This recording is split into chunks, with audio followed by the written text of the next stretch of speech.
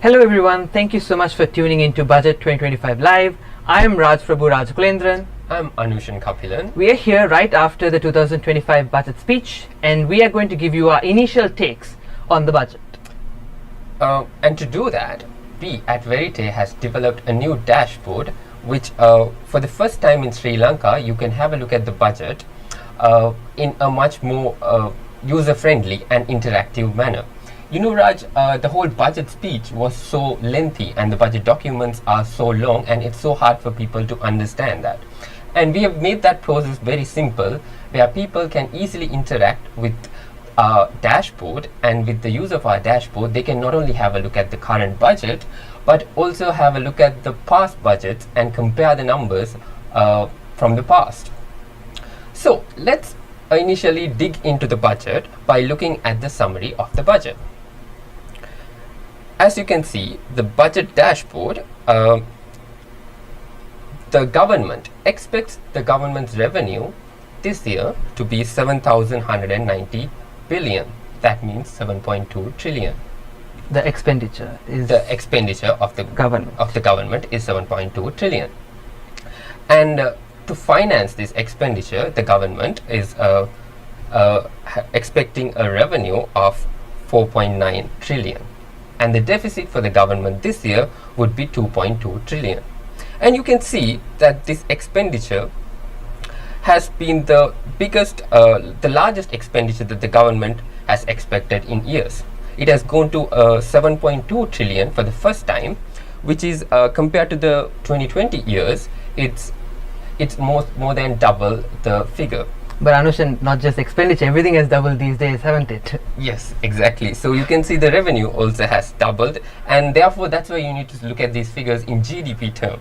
So when you look at the figures in GDP terms, you can see that the expenditure is 21.8% and revenue is 15.1%, and the budget deficit as a result is 6.7%. But Anushan, one thing that we need to note is that we are also in an IMF program, and what most of Anushan's targets fill in the realms of the IMF program, where the IMF expects a 15% revenue target and also a primary surplus target of 2.3%. We'll get into primary surplus a bit later. But when you talk about targets, I am reminded of the various fiscal rules we've had. So one thing would be interesting is, had we maintained the same budget balance last year, technically it would have been illegal, because last year we had a different fiscal rule that limits it at 5%. Yes, exactly. That's the Fiscal Management Responsibility Act, which had a rule of the budget deficit should be less than 5% throughout. And since the enactment of the act, the government has never compiled with that rule. But this year, the government has replaced it with a new act called Public Financial Management Act, and the government does not have to now adhere to the budget balance limit, but it only has to adhere to a primary expenditure limit of 13% and a primary surplus of 2.3%, which has to be maintained as mentioned in the Economic Transformation Bill. Just to also give the viewers a little bit clarity on what the primary expenditure is. Primary expenditure is basically all of government revenue minus government expenditure excluding interest cost. So you take all of government salaries, all of the transfer payments like Aswasuma, Samurudhi and so on and so forth, and everything that the government spends compared with its revenue. The balance without interest payments is your primary balance, and the limit is now 13% of GDP. In that note, primary surplus is basically taking the government revenue minus the primary expenditure that I said earlier. So yeah, Anushan, how else has the budget moved so after that? Yeah. So we can have a look at, that's the summary of the budget. So maybe now we can have a look at the revenue proposals and the revenue of the government in much more detail. Sure. So like Anushan said, the government obviously aims for a IMF target of 15.1%. But the question now comes is how are we going to increase this revenue? And had you listened to the budget speech, there weren't a lot of revenue proposals unless you took your time to look at the annexures. And what our budget dashboard does is it summarizes it all for you. And I'm going to just wave off a few that I can see right here. One is obviously to increase or introduce the value-added tax on digital services. In addition to that, there is also removal of the SVAT. Simplified VAT has been a constant topic. It was in the IMF program to remove SVAT and replace it with the VAT refund scheme, and that's on the cards. Withholding tax is back on the cards, and it was announced previously, but it had come in some flack these days for how to charge interest or how to save senior citizens from it. What exactly is the withholding tax change that has So, the government brought recently? withholding tax, Anushan, is basically a way of collecting personal income tax. And what it does is it basically withholds, or the banks basically, instead of giving you all of your interest income, hold 5% before. Now it's being increased to 10%.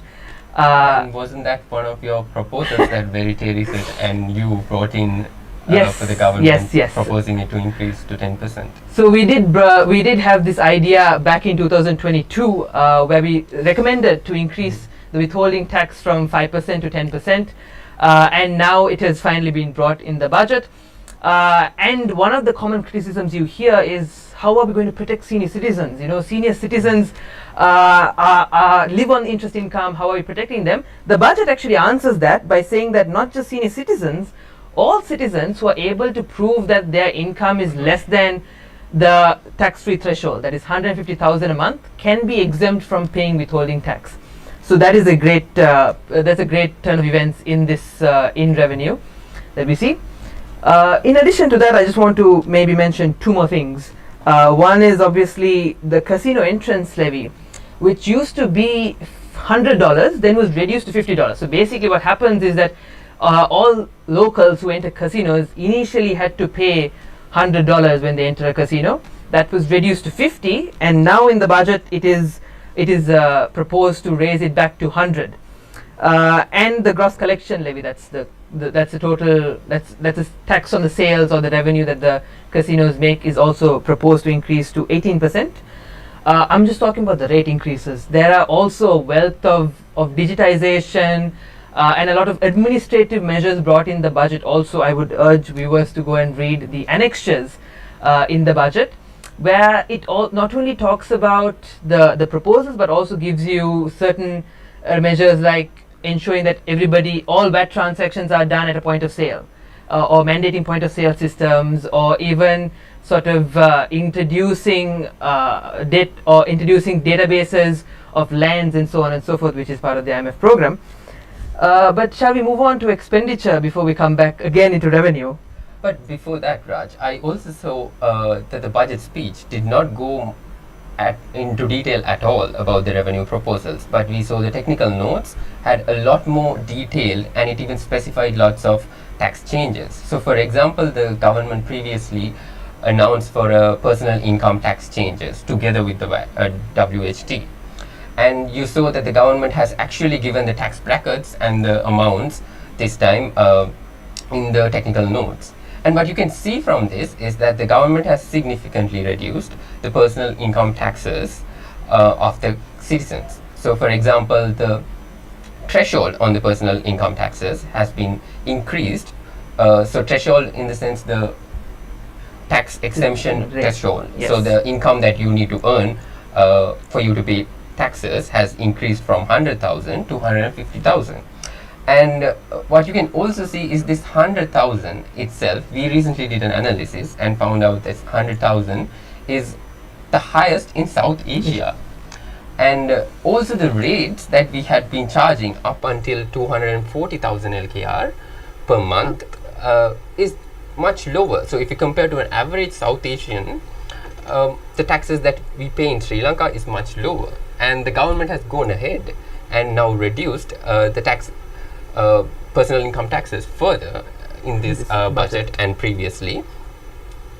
So that is something that also is a revenue reduction proposal, because you can see that the revenue would reduce as a result of that, and there is no rationale sometimes to rationale to understand why that change has happened. Exactly, Anushan. So I think let me sort of, if you let me talk about like revenue, I will go on for hours. But let me summarize what the budget says on revenue. There are certain proposals that has been revenue increasing that is already announced, like cigarette taxes, withholding taxes that came in. Like Anushan highlighted, there are some proposals that reduce revenue, like the personal income tax rate threshold increases. There is also removal of VAT on Ayurvedic products, on milk and yogurt. So there are a couple of proposals that come in, but all in all, revenue this year for 2025 relies heavily on how much vehicles come in. So vehicles or import of vehicles contribute to revenue in three ways: through VAT, through import duties and excise duties, and those are your three big increases in revenue. So guys, let's maybe, before we go into expenditure further, I want to leave you on that thought and maybe take a short break before we come back into expenditure.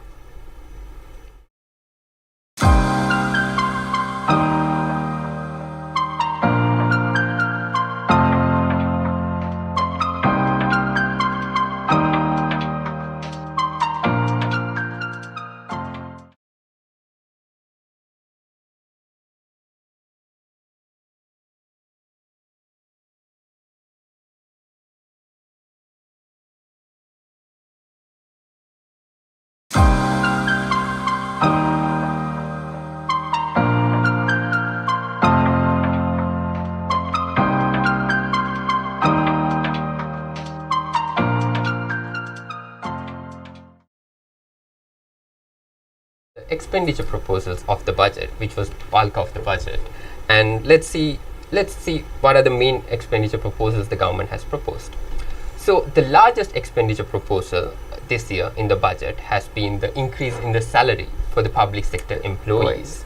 So government has allocated rupees 110 billion for this particular proposal. That is the largest, single most largest proposal, and you can see the second largest proposal is only 20 billion.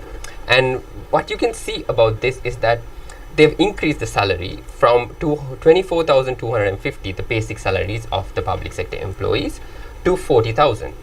This is I would say it's a good move, because the public sector employees did not have much of a salary hike or in the past few years, especially considering the cost of living. And so even the budget, they do highlight that real wages have actually fallen, and that is one of the reasons why this increase comes in. Exactly. You see, the private sector, compared to the private sector, the public sector wages has not risen much. And but however, this is again adding up to the cost of the government. And you can see that the salaries and wages is the second biggest item in the budget after the interest payments. And this is also a concern, because lots of tax-paying citizens has been asking, why should we keep paying so much salaries, considering the fact that the public sector is hugely bloated. Because again, another recent research that we did showed that Sri Lanka has one of the highest public employment levels compared to the South and Southeast Asian nation. So currently our 15% of our employment is in public sector, which is very high for a nation like Sri Lanka, where most of the South Asian countries are less than 10% or even closer to 5%. Talking about public sector employment, I think we recently, a few months ago, even did a fact check about the defense sector, where they claim the defense sector claims half of 50% of Sri Lanka's salaries and wage bills, purely because Sri Lanka is in the top 10 countries of the largest military per capita. So we might not have the absolute size, but per capita, we are a small island nation. We are in the top 10 largest military sizes per capita as well, which adds to your point of the bloated public sector. Yeah. So really the problem is not the value of the increase in the salary, but again, it is the sheer number of individuals. And the government even recently has proposed to increase this number, but there has been no proposal to reduce this number. Okay, going further, we can have a look at the next big proposal, the expenditure proposal, which is again a 20 billion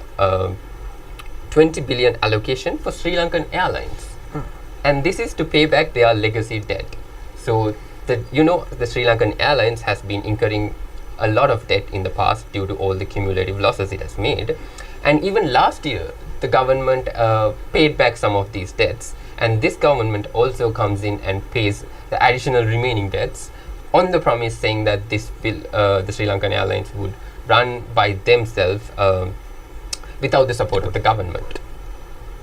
And we can also see there are several other proposals, very progressive proposals, especially on the social welfare sector, and on some on education, health, some good proposals. You can find all of these proposals in detail and in much simple manner by again visiting our dashboard at publicfinance.lk. So let's also look at the top expenditure numbers, not only the proposals, but as a overall, what are the expenditure items that's taking up a lot of the expenditure. So first, if we look at interest cost. So interest cost, as you can see from this graph, that it shows that this government for 2025 expects to pay 2,950 billion as interest payments. This is, you can see even the total revenue of the government is around 4 trillion. Yes. And you spend almost 3 trillion on interest payments, where 75% of our tax money is just being spent on interest payments, which is not being used anywhere else. So that is, so the question that people ask is, where is my money going on my taxes? Turns out it's going for interest, because Sri Lanka, and I think we have this on Public Finance where we say Sri Lanka is one of the highest interest to revenue ratios in the world. No other country spends 60-70% of its revenue on interest. I think the second country is, if my memory serves me right, would be Ghana, around 40%. So Sri Lanka, just imagine 60 and 44. That's the level we have to come in. Ghana is also not the greatest benchmarks. Countries generally have it around 20%. At normal levels, so that is a significant challenge for the country, and that also limits how much we can spend, because there is a limit on how much you can collect, and if everything goes for interest, what else do you have left? And compared to this, we can see that interest payments as a percentage of GDP comes to around 9% of GDP, and we can see that the health and expenditure budget is normally around 1.5 to 2% of GDP. So imagine if we had not paid this interest payment, we could have funded 4 to 5 times of the health and education budget, and that would have been so much useful if not for the interest payments, which we have to pay because of the debt the government has incurred in the past. Speaking about health and education, Public Finance recently said Sri Lanka ranks in the third lowest in the world or South Asia. In education spend in the world, in education spending. How does this budget address that? Does it change?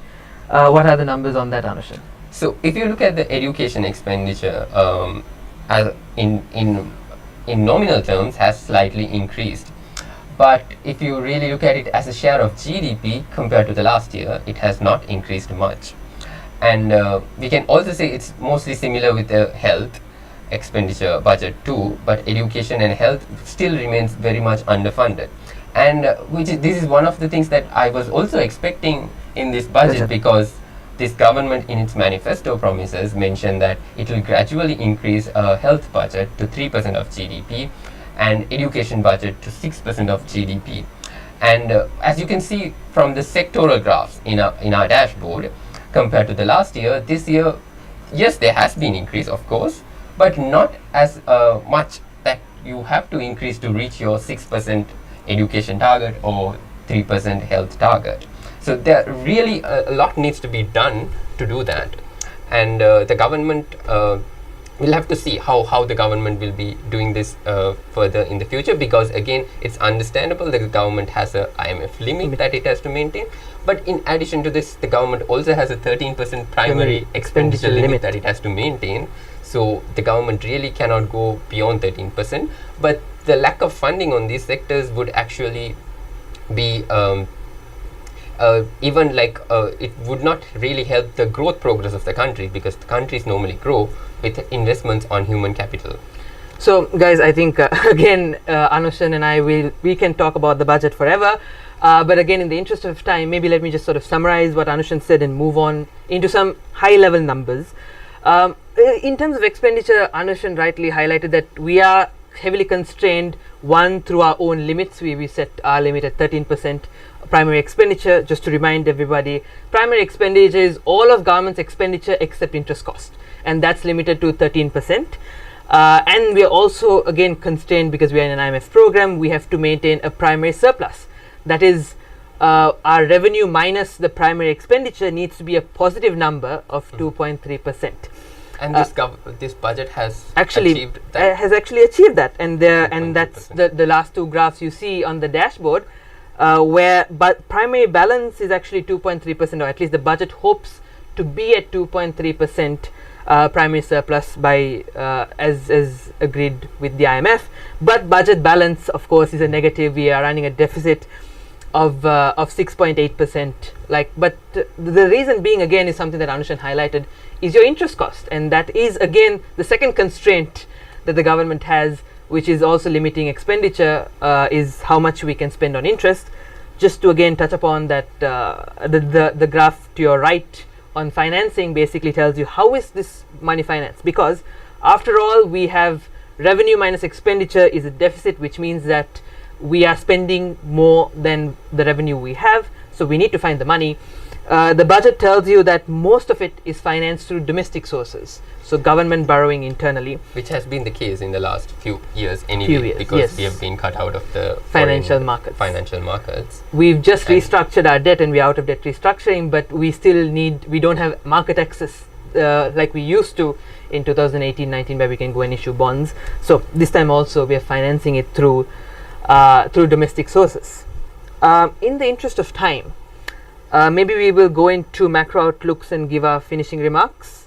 Yes, Raj. So what do you think about the overall macro outlook? What does this budget predict? For example, the GDP growth, because the revenue numbers that the government estimates is mainly because of the GDP growth, and it has really not done a good job in the past, where the revenue has always been overestimated, and the government always had to get actual revenue much lower than the estimated revenue, and it has mostly been getting the macro fundamental numbers wrong, or rather not being realistic with the numbers. So this time's budget, all of these numbers are not in your budget documents. It's another document that comes with the budget. It's called the medium term framework, where the expected growth for 2025 is roughly around 5%. Last year, after the crisis, we grew at 5.2%. We are expecting that growth momentum to continue. And we also expect the GDP deflator, which is another way of looking at price levels, to be at around 5%. So you would have heard the governor saying the price levels or inflation will settle at 5%, and that's what the budget aims at doing as well. So to conclude on the budget itself, the budget aims at meeting most of the targets set by its own laws and by the IMF program in itself. So we are meeting the 15% revenue target, we are meeting the 2.3% primary surplus target, and we are meeting the 13% primary expenditure target as well. And within this constraint, the budget also tries to bring in to spend a bit more on social spending, given that last year the IMF said that we have failed to meet the social safety net targets, and controlling expenditure in certain areas, because the framework is set with all the targets we have. And to conclude, I might also have to say this is just a snapshot of the budget, because the budget was just given to the public a few hours ago, right? Like by 2 o'clock the budget speech finished, and this was a quick snapshot trying to show what the budget details. But we will be in publicfinance.lk, we will be posting further updates by looking at the budget in much more detail, and you can see more updates and more insights on this in our website. And in the meantime, we would also encourage our users to go and have a look at this amazing dashboard, which is for the first time in Sri Lanka. We have put through budget numbers, where you can have a look at all the past numbers and do the analysis by yourself. So yeah, until then, thank you guys for tuning into Budget 2025 Live. I hope you find this dashboard quite useful, and please follow publicfinance.lk, where we will post more about the budget in the coming few days. Thank you, everyone. Thank you.